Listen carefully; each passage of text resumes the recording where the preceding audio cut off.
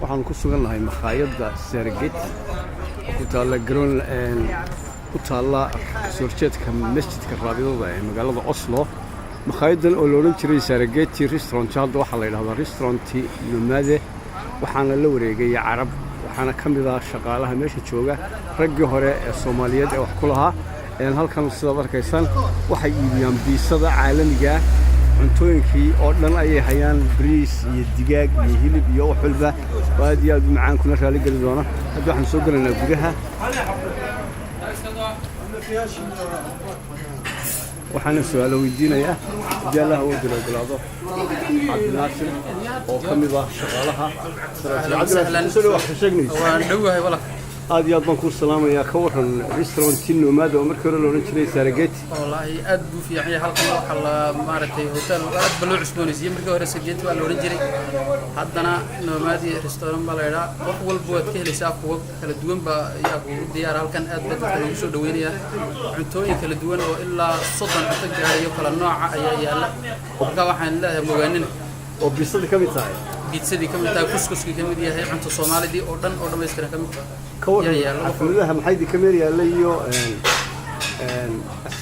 asmaadaha iyo xafladaha si special loogu sameeyay oo waliba qiimo dhimisna waa loo sameeyay okay hada kala soo xiriiraya hadda hadii la wada waxaad nagala soo xiriireysaan telefoonka halkan ka soo bixi doona ilaa ka dhigo shaashada laakiin nomade restaurant yaa lagala soo xiriirinaa shaashada aad ma tahay Cabdinaasir idinka mudanaastiin waxa halkan hadda haysta ayaa filayaa waxa weeye waa soo aad kamid tahay Carab iyo Soomaali inta way isku jiraan ilaa ka dhigo marka cuntooyin kala duwan baa la helayaa sidee maartay cunto Soomaali iyo cunto Carbeed aad inta waa la helay okay ma sha Allah jazakumullahu khayr aad iyo aad in sha Allah aad baan soo dhaweynaa dadka shacabka الله أفضل دي سلام عليكم هاي جزاكم الله خير الحمد لله يجزيك بركة بإذن الله كريم تدخلوا إذا صحيح الدونان عادي أفضل دي سلام أفضل دي سلام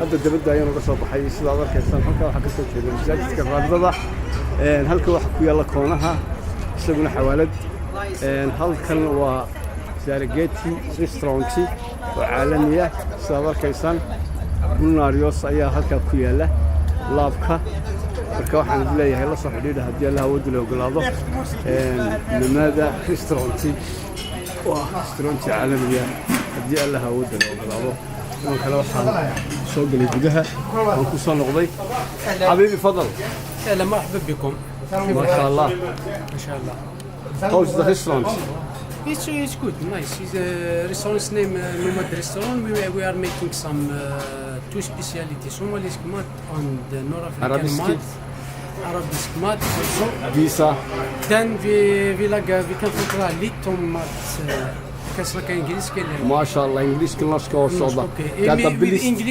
with English we can say we have rice special good rice ما شاء الله with chicken with lamb and some beef we have some grilled also beef like fish ما شاء الله we have some pizza specialty Italian pizza and everything important things is homemade some bread we make homemade. We have also some couscous every Friday, Saturday. Okay, we're on the ceremony on Hafla. Yeah, and we are starting also to make some catering.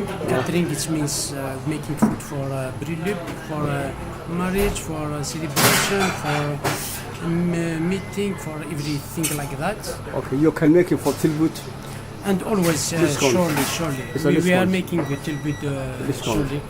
For company and we make tilbut for bryllup like marriage like birthday things and we make really good prices for everything and it's all things we can make in negotiation it's nothing problem of price okay important is to be somebody eat good and be satisfied because today I was eating for you the food was very sweet it's very nice side by side because I ate it for the Alexa لحم. Thank you very much. مبروك عليك أيوكلي. Thank you very much. شكرا and welcome for everybody here. Thank you very much. It's really for everybody who will come here إن شاء الله. إن شاء الله خير. إن شاء الله خير. جزاكم الله خيرا. شكرا.